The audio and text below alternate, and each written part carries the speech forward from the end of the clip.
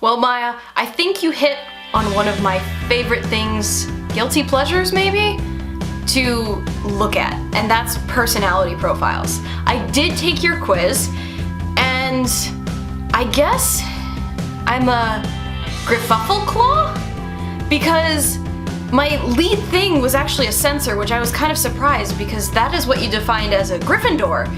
And I had always kind of categorized myself as a Ravenclaw, Hufflepuff kind of girl. I've actually taken the Pottermore quiz twice because I forgot my password the first time, and I've been sorted into both of those houses, but apparently there's a little more Gryffindor in me after all. Ravenclaw and Hufflepuff sides of myself actually came out a point apart, so I would say those are probably just about on even territory. So I guess I'm a sensor, feeler, thinker? I'll take it.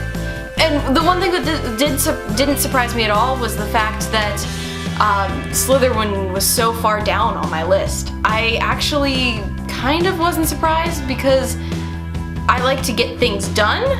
I'm just not always the person taking charge in the process. And honestly, we took a very similar profile test at work. Every single person who goes through our sales training courses takes something called the DISC profile. And while those letters all stand, D-I-S-C, all stand for something, we narrowed it down to similar 4 personality types. There was the driver, who is the person who takes charge and gets things done. The expressive, who's the little more creative side, a little more free-flowing, just wants to have a good time, but also be a little bit more creative and interesting, and they want to see awesome things in the world. There's the analyticals, who you just need to show them the numbers, and that's what they care about, is show me the facts.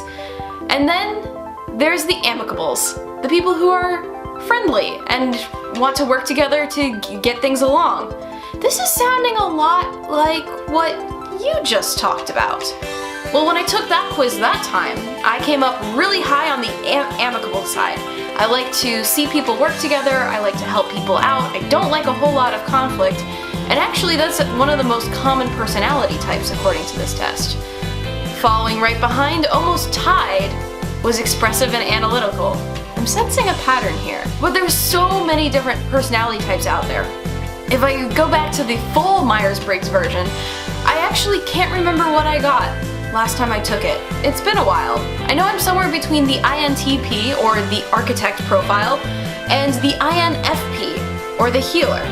I like bringing people together, but I also like being a little creative and having a way of creating things and building things my own way. And then there's even more things, like the 5 love languages. This is probably best served for personal relationships. You're never really gonna bring the 5 love languages up at work.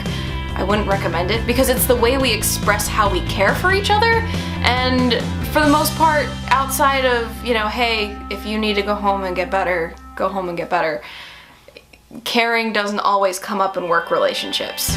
5 love languages works really well for your friendships and your romantic relationships as well. And there, definitely, I come out on top with physical touch. I'm a hugger. Though I'm pretty conscious that not everyone's a hugger, so ask permission first, that's very important. Consent is sexy.